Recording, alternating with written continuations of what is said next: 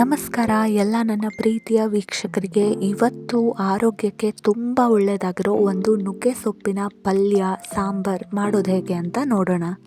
ನಮ್ಮ ಮಾವ ನುಗ್ಗೆ ಸೊಪ್ಪು ತಂದಿದ್ರು, ಫ್ರೆಶ್ ಆಗಿ ತುಂಬ ಚೆನ್ನಾಗಿತ್ತು. ಅದಕ್ಕೆ ಇವತ್ತು ಉಪ್ಸಾರು ಮತ್ತು ಪಲ್ಯ ಮಾಡೋಣ ಅಂತ ಅಂದ್ಕೊಂಡೆ.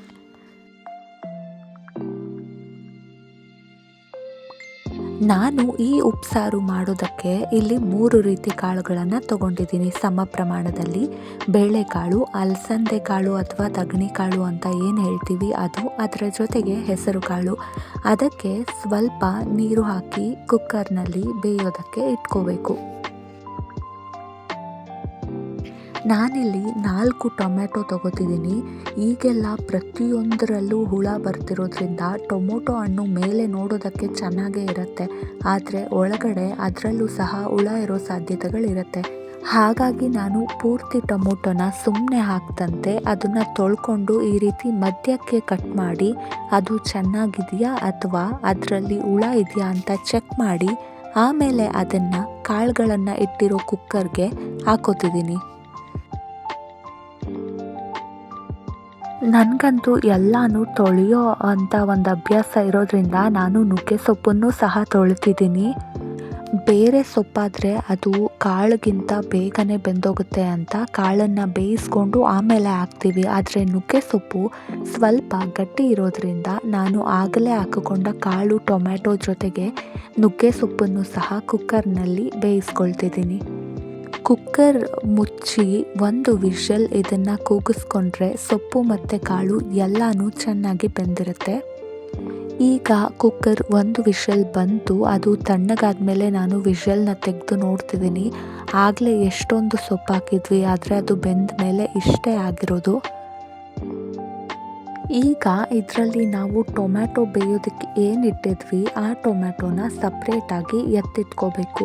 ಇದ್ಯಾಕೆ ಅಂದರೆ ಇದರಿಂದ ನಾವು ಉಪ್ಸಾರು ಖಾರಕ್ಕೆ ಒಂದನ್ನು ತೊಗೋತೀವಿ, ಇನ್ನು ಮಿಕ್ಕಿರೋ 3 ಟೊಮ್ಯಾಟೊನ ಉಪ್ಸಾರಿಗೆ ಹಾಕ್ತೀವಿ. ಈಗ ಮತ್ತೆ ಇದನ್ನು ಬೇಯೋದಕ್ಕಿಟ್ಟು ಅಂದರೆ ಒಲೆ ಆನ್ ಮಾಡಿ ರುಚಿಗೆ ತಕ್ಕಷ್ಟು ಉಪ್ಪು ಹಾಕಿ ಬೇಯೋದಕ್ಕೆ ಬಿಡಬೇಕು. ಮತ್ತು ನಾನಿಲ್ಲಿ ಉಪ್ಸಾರಿನ ಖಾರ ಅಥವಾ ಚಟ್ನಿ ಅಂತ ಕೆಲವರು ಹೇಳ್ತಾರೆ, ಅದನ್ನು ಕೂಡ ರೆಡಿ ಮಾಡ್ಕೋತಿದ್ದೀನಿ. ಅದರದ್ದು ರೆಸಿಪಿ ಬೇಕಂದರೆ ರೆಸಿಪಿ ಅಂತ ಕಮೆಂಟ್ ಮಾಡಿ, ನಾನು ತಿಳಿಸ್ಕೊಡ್ತೀನಿ.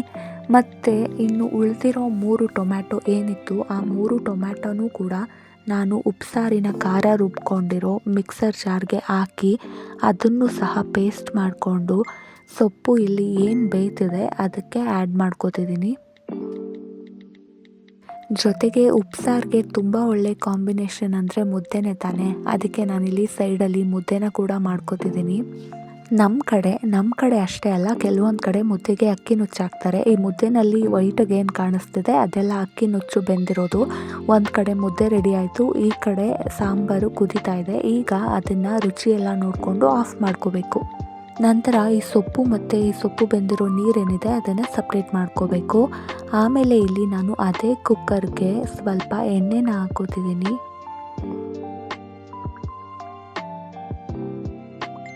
ಎಣ್ಣೆ ಕಾದ ನಂತರ ಸಣ್ಣಗೆ ಹಚ್ಕೊಂಡಿರೋ ಹಸಿಮೆಣ್ಸಿಕಾಯಿನ ಹಾಕ್ತಿದ್ದೀನಿ. ಹಸಿಮೆಣ್ಸಿಕಾಯಿ ಸ್ವಲ್ಪ ಚೆನ್ನಾಗಿ ಫ್ರೈ ಮಾಡ್ಕೋಬೇಕು. ಹಸಿರು ಮೆಣ್ಸಿಕಾಯಿ ಫ್ರೈ ಆದಮೇಲೆ ಸಣ್ಣದಾಗಿ ಕಟ್ ಮಾಡಿ ಇಟ್ಕೊಂಡಿರೋ ಈರುಳ್ಳಿನ ಇದಕ್ಕೆ ಆ್ಯಡ್ ಮಾಡ್ತಿದ್ದೀನಿ.